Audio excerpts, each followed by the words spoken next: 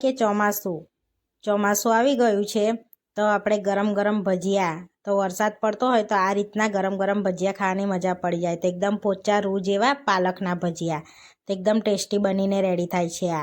Hi friends, આજે હું share કરીશ તમારી સાથે પાલકના ભજીયા બનાવવાની રેસીપી. તો અહીં આગળ મેં પાલક લઈ લીધી છે 50 ગ્રામ જેટલી. હવે આપણે એને ઝીણી ઝીણી સમારી લઈશું. અહીંયા ખૂટીને જ લઈ લીધી છે મેં. તો આપણે આ રીતે એકદમ ઝીણી ઝીણી સમારી લઈશું. ચોપિંગ બોર્ડ પર રાખીને આ રીતે ઝીણી ઝીણી સમારી લઈશું. આ રીતની ઝીણી ઝીણી આપણે સમારી લેવાની છે. ઝીણી સમારો એટલે ભજીયા સારા બને આપણે. તો અહીં આગળ આપણે ઝીણી ઝીણી આ રીતની સમારી લીધી છે. હવે આપણે એને ધોઈ લઈશું પહેલા.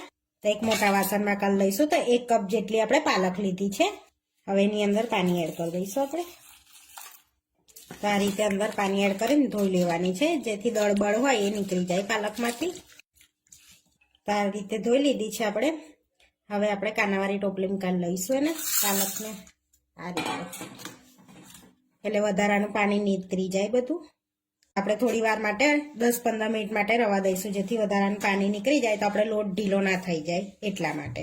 પાલકને નિતારી લીધી છે, સરસ પાણી એનું નીતરી ગયું છે. હવે મોટા વાસણમાં આપણે પાલકને લઈ લઈશું. હવે એની અંદર એક ઝીણી સમારેલી ડુંગળી એડ કરીશું, જેથી ભજીયા સરસ ટેસ્ટમાં લાગશે. અડધી ટીસ્પૂન આદુ એડ કરીશું. 1 ટીસ્પૂન લીલા મરચાં એડ કરીશું. ઝીણા કટ કરેલા, અહીંયા તીખા છે એટલે 1 ટીસ્પૂન લીધા છે મેં. તમે જેટલું તીખું ખાતા હોય એટલું લેવાનું.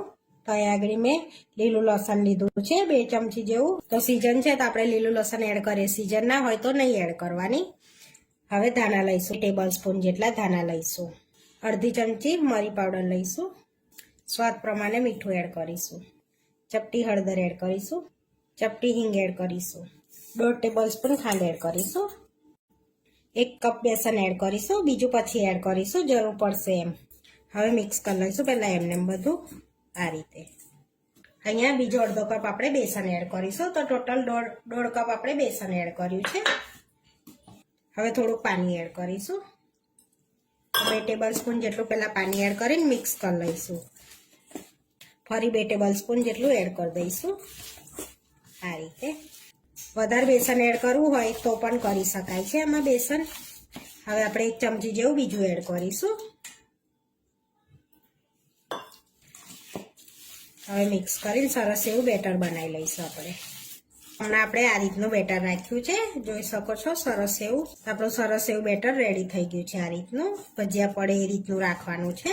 કરી લઈશું. તો તેલ ગરમ થઈ જાય ત્યાં સુધી આપણે બેટરને રેસ્ટ મળી જશે એ રીતનું આપણે તેલ મૂકી દઈશું ગરમ થવા. તો આપણું તેલ ગરમ થઈ ગયું છે. તો હવે આપણે ચપટી સોડા એડ કરીશું. બહુ એડ નહીં કરવાનો, થોડોક જ સોડા એડ કરવાનો, નહીં તો આપણા ભજીયા લાલ પડી જશે. 1 ટેબલ સ્પૂન જેટલું ગરમ તેલ એડ કરીશું એની પર આપણે. હવે સરસ મિક્સ કરી લઈશું પહેલાં આપણે એને આ રીતે. તો સરસ એવું મિક્સ કરી લીધું છે. થોડું બેટર લઈને આપણે ભજીયામાં એડ કરી દઈશું. તો અહીંયા આપણે તેલ ગરમ થઈ ગયું છે. તો હવે આપણે ભજીયા એડ કરી દઈશું અંદર. આ રીતે થોડું થોડું બેટર લઈને અંદર એડ કરી દેવાનું છે. અને ભજીયા એડ કરો ને ત્યારે ગેસને ફાસ્ટ રાખીશું અંદર એડ કરતા સુધી. તો બધા ભજીયાને એડ કરી દીધા છે. તો આ રીતે તરાઈને ઉપર આવી જાય એટલે ગેસને ધીરો કરી દેવાનો છે. પછી પલટાઈ લઈશું આ રીતે આપણે. હવે ધીમા તાપે સરસ એવા તરાવા દઈશું આપણે. તો 3 થી 4 મિનિટ થઈ ગયું છે. સરસ તરાઈ ગયા છે. સરસ એવા ભજીયા આપણા તરાઈ ગયા છે. હવે આપણે પ્લેટમાં કાઢી લઈશું એને. તો તમે આપણે તેલ નિતારીને પ્લેટમાં લઈ લઈશું ભજીયાને. આપણે પ્લેટમાં લઈ લેવાના છે ભજીયાને. આ રીતે બીજા પણ તરી લઈશું આપણે ભજીયા.